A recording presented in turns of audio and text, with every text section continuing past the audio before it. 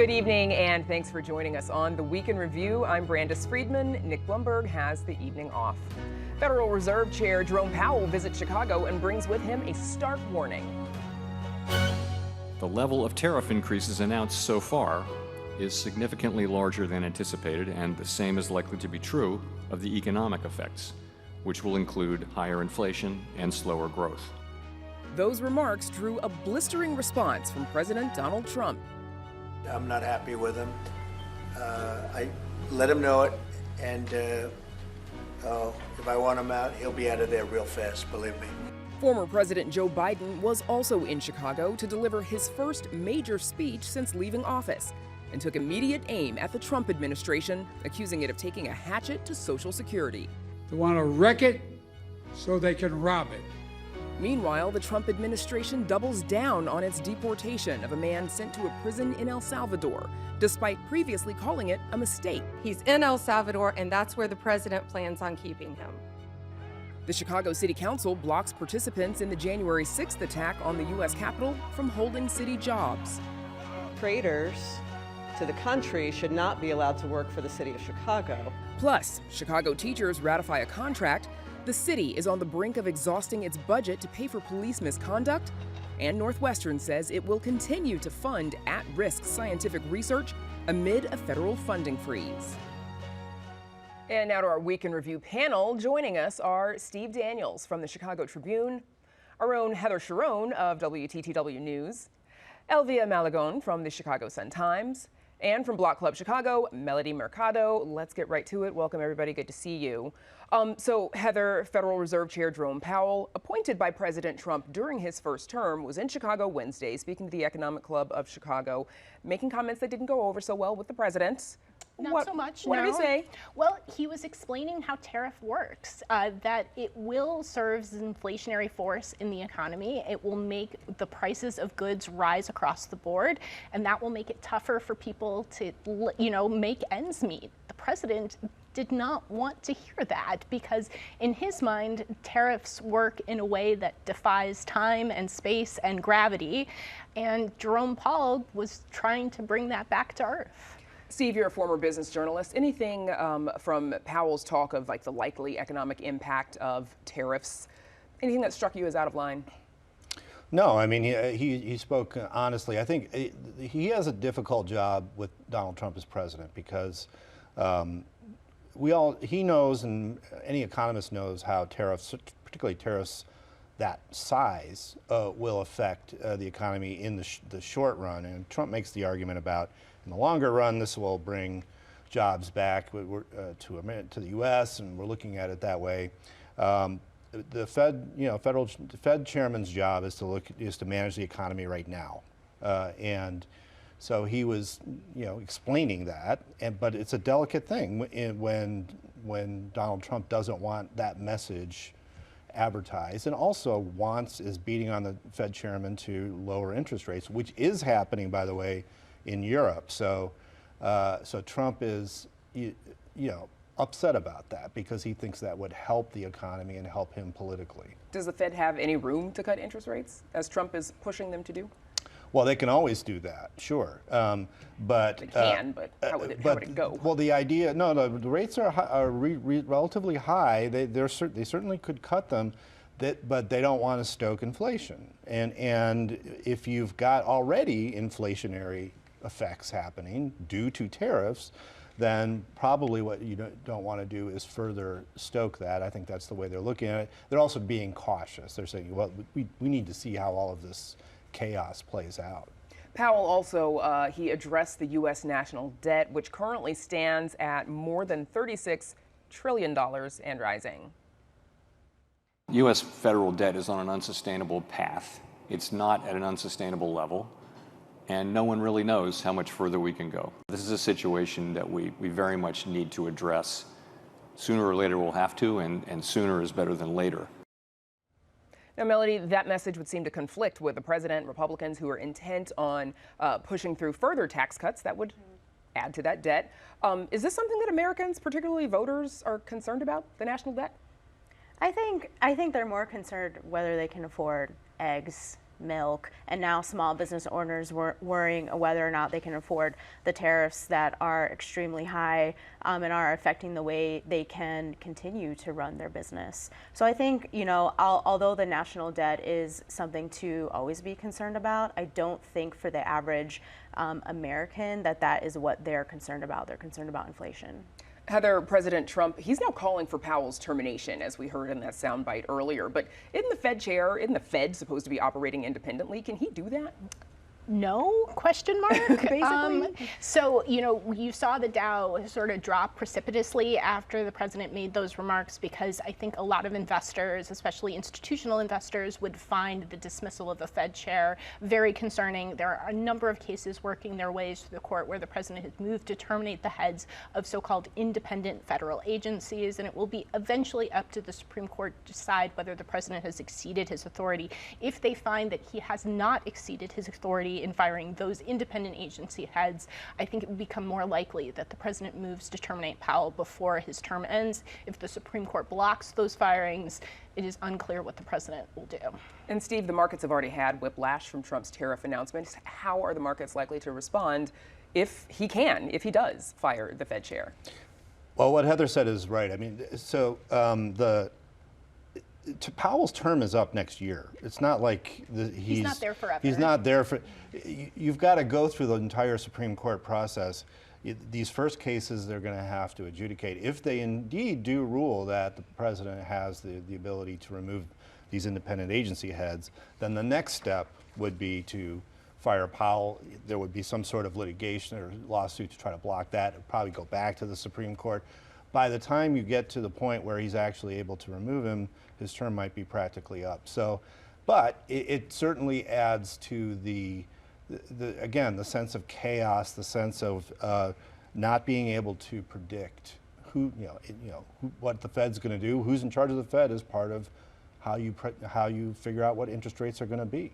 So, yeah, I mean, in some respects, obviously, if there was some idea the Fed was going to cut interest rates, at least in the short term, the stock market would go up on that news. Elvia, haven't forgotten about you.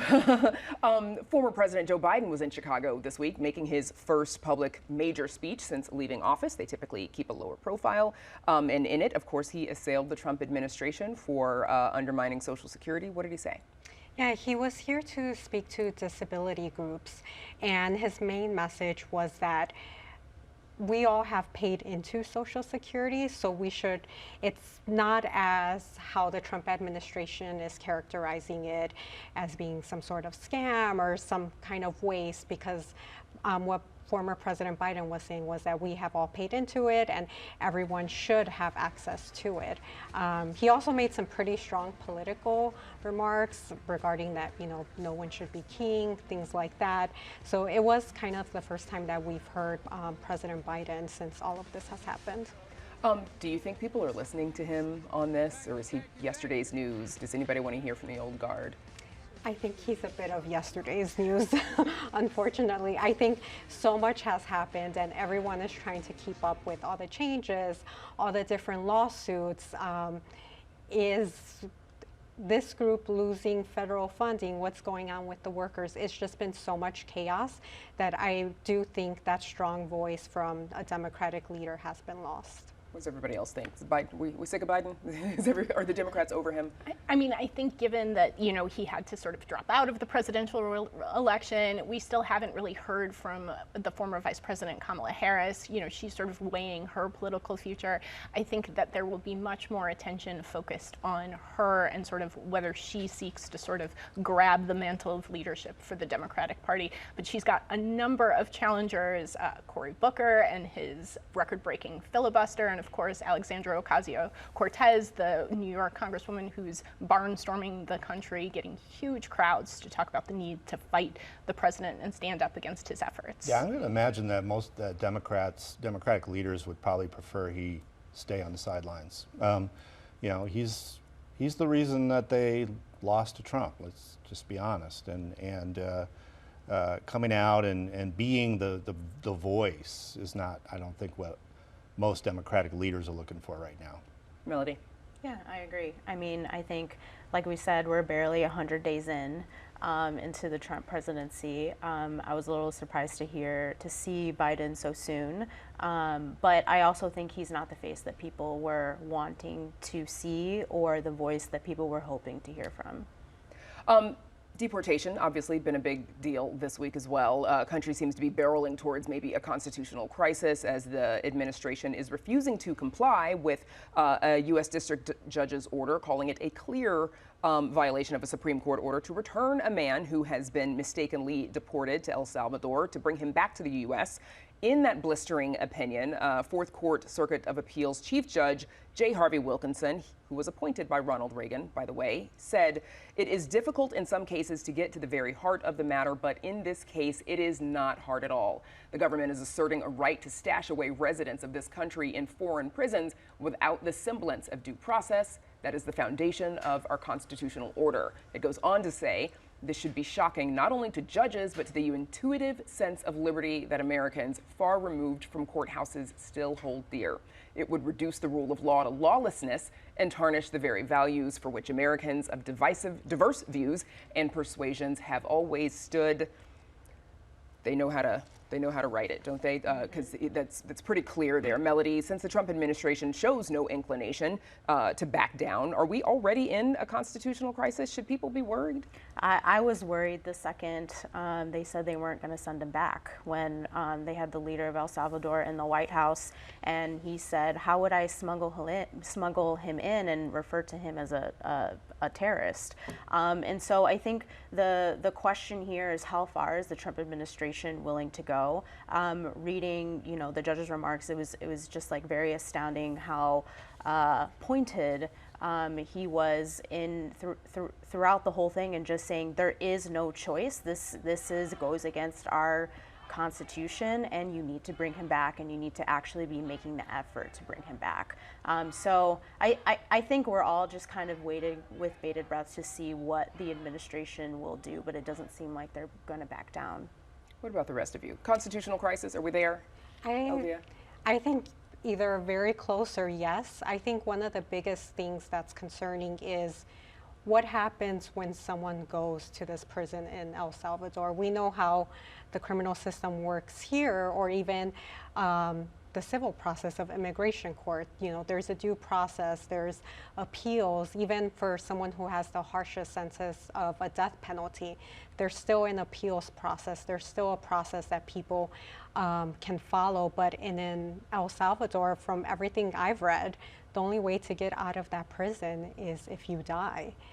So I think that's very troubling. And my coworker, Adriana at WBZ, wrote a story about how a man who was from Venezuela and was living in South Shore, he's also at that prison as well. And so the question is, what happens to people? There seems like there's no due process.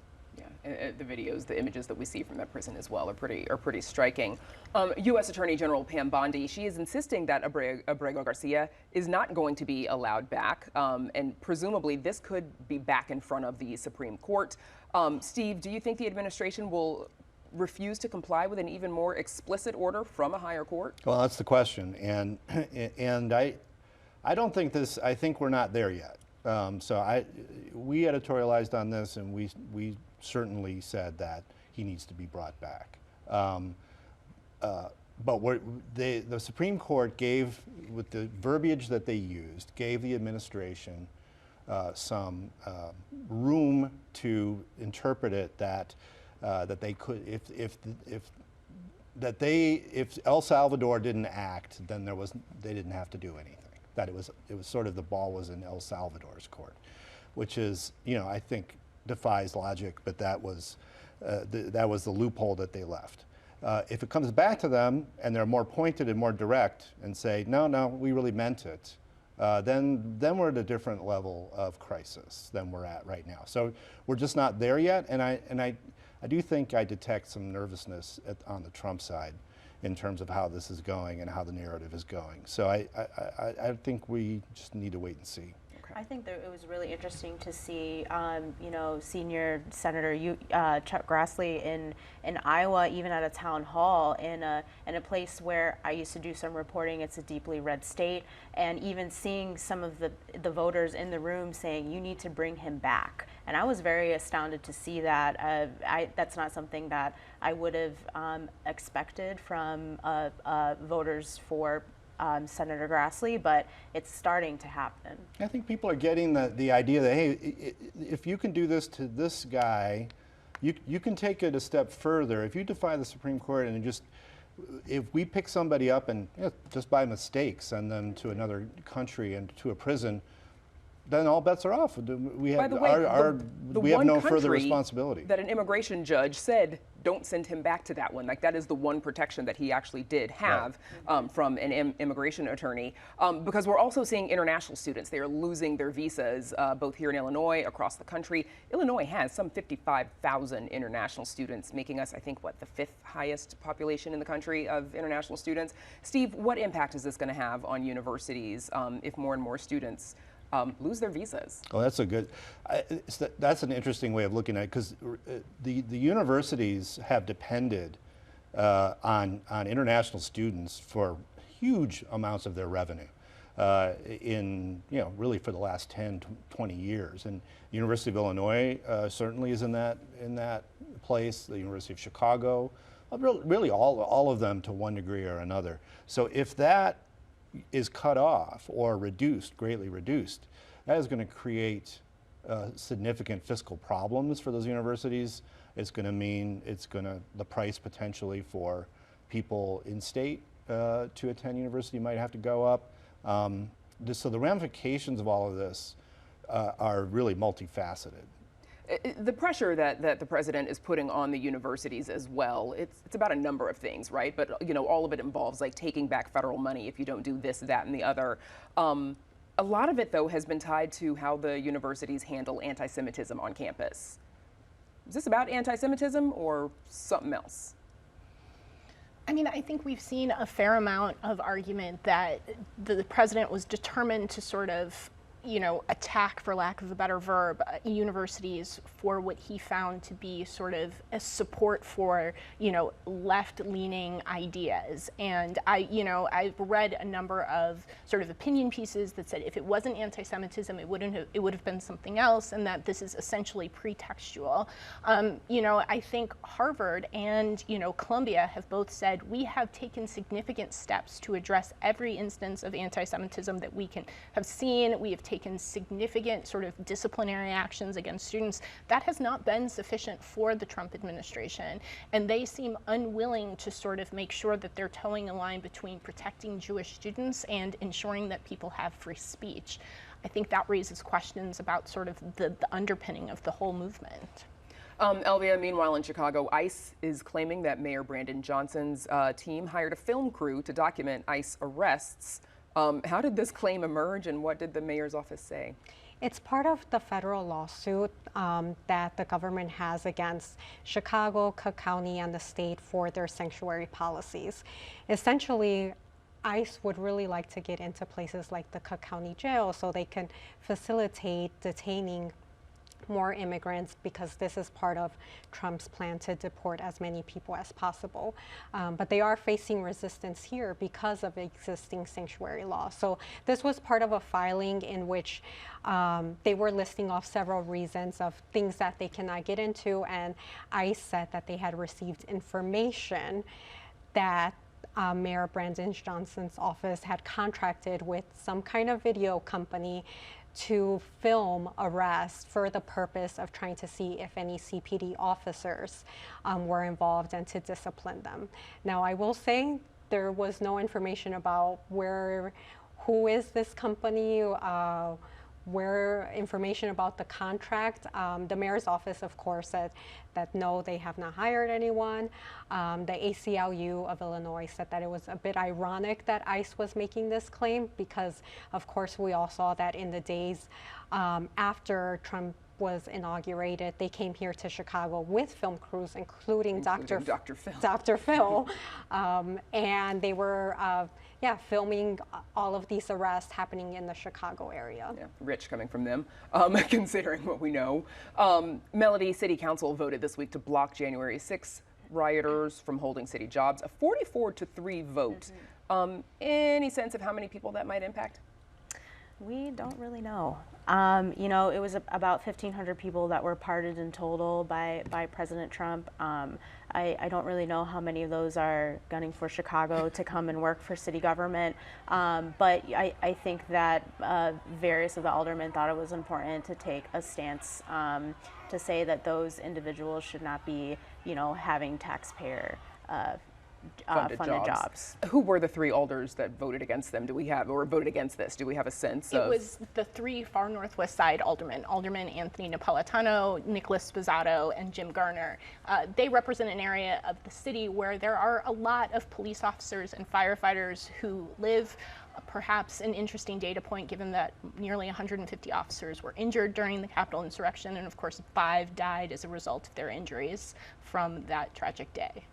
Heather, you've also been looking at the cost of police misconduct, what it's costing the city. What'd you find? Well, it is the entire annual budget to cover police misconduct settlements and verdicts was $82 million. Today is April 19th, I believe. That money is exhausted. It has all been spent. And that is raising real questions about where the rest of the money is going to come, because we know that the city council is going to be asked to resolve other lawsuits. It's also possible that they will be asked to pay more than $200 million in jury verdicts before the end of the year. And it's not clear where the city will get that money, given that the city is in a somewhat serious, I think is probably understating it, financial crisis. It also raises real questions about the city's ability to manage the risk and how the police department operates on our streets. Melody, new plan being floated by Second Ward Alderman Brian Hopkins, looking to expand police powers to declare curfews. What is he proposing? So this initially started about last year when Alderman Hopkins wanted to implement an 8 p.m. curfew for downtown as a result of teen trends that were happening in his ward. And so that failed pretty instantly, and so there has been some incidents in Streeterville where he wanted to revive it. In some collaboration with the mayor's office, they said they reached a compromise, and he introduced an ordinance that would basically allow the police department to implement this situational traveling curfew.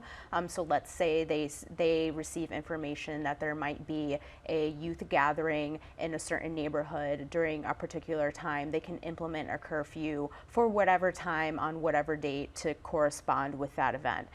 There's been some concerns from advocates that I have talked to that this gives police a little bit too much power to possibly profile youth because it says advocates that I have spoken to had said, how do we know, how do we give the power for someone to say that they can decide what's going to incite violence or problems and what is not?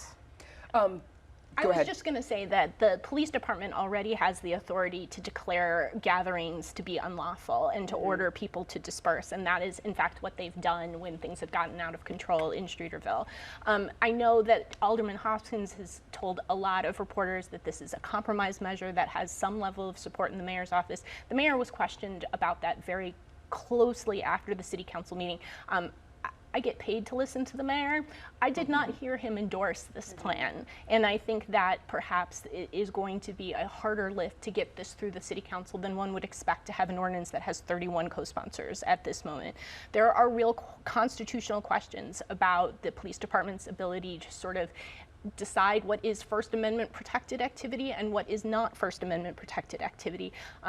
The consent decree involves rules about when police can declare people to be unlawfully loitering, which is certainly sort of, part and parcel of this. So I think this will not be the last Week in Review that we talk about the issue of curfews in Chicago. Oh. Maybe Nick will be back next time. Maybe he will.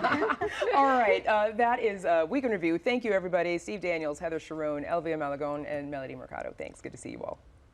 And we're back to wrap things up right after this.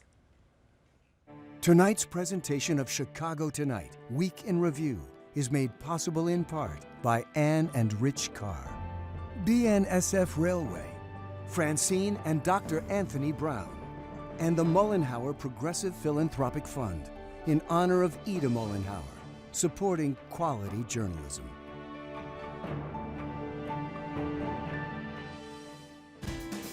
Chicago Tonight is made possible in part by the Alexandra and John Nichols family. The Polk Brothers Foundation. Additional support is provided by